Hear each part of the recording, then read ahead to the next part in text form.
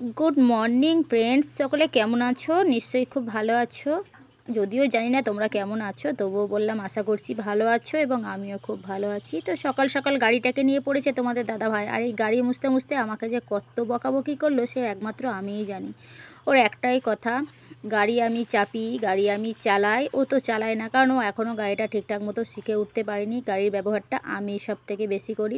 তো আমাকে একটাই বক্তব্য রাখছে যে গাড়ি চালানোর বেলায় তুমি ঠিক আছো, গাড়ির যত্ন জানো না, জিনিসের যত্ন জানো না, সব জিনিসই তোমার এমন হেলাফেলা, অনেক কথা বলছে যেটা তোমাদের সামনে আমি আর শোনালাম না। কিন্তু এখন যে মুখটা বন্ধ দেখছো, যে চুপচাপ আছে, কোনো কথাই বলছে না, এই কথাগুলো ভিডিও শুরু করার অনেক আগেই করে দিয়েছে, ঠিক আছে? তার জন্য কিন্তু তোমরা মুখটা বন্ধ রাখছো। আর আমি ওকে দেখিয়ে দিচ্ছি এইখানটায় নোংরা আছে, ওখানটায় নোংরা আছে, সেটাতেও আরও রেগে যাচ্ছে, বলছে হ্যাঁ আমি তো পরিষ্কার করবই। আচ্ছা বলো, আমি না হয় গাড়িটা চালাই, কিন্তু ও তো আমার পিছনে বসে যায়, তাহলে ওরও কি কোনো দায়িত্ব নেই? আমি সংসারের কাজকর্ম করে বাইরের কাজ সেরে তাহলে কিভাবে আমি এসব যত্ন রাখবো তোমরাই বলো। তো যাই হোক, এখন মুছতে মুছতে আমাকে অনেক কথা শোনাচ্ছে। আমি ওকে এটাই বললাম যে দেখো, অত সময় আমার হবে না, আমি তোমাকে যেমন চাপিয়ে এদিক ওদিক ঘোরাচ্ছি, তুমি তো এখনও শিখে উঠতে পারলে না, তো গাড়ির দায়িত্বটা একটু তোমাকে নিতে হবে, মোছামুছি করার দায়িত্ব তোমাকে একটু নিতে হবে। তো দেখো, ওর সামনে আমি ক্যামেরাটা নিয়ে এসেছি, যখনই নিয়ে আসছি তখনই কিন্তু মুখটা পুরো বন্ধ করে দিচ্ছে।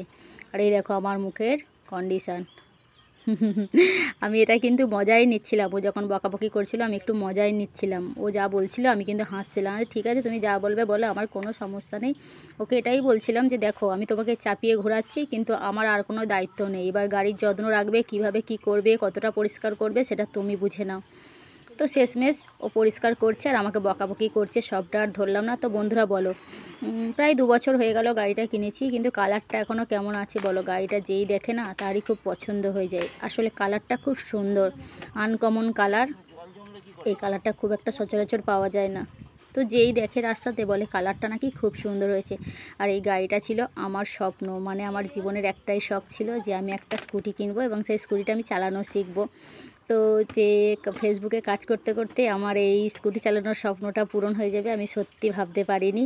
যাই হোক, তোমাদের সকলের ভালোবাসা এবং আশীর্বাদ। আর সত্যি কথা বলছি, ইউটিউব থেকে এখনও কিছুই হয়নি, সবে মাত্র ইউটিউবে চ্যানেল খুলেছি, কিন্তু ফেসবুকের সাকসেসের জন্য কিন্তু আমি এই গাড়িটা কিনতে পেরেছি। আমার স্বপ্ন এটা, এই স্বপ্নটা আমি পূরণ করতে পেরেছি।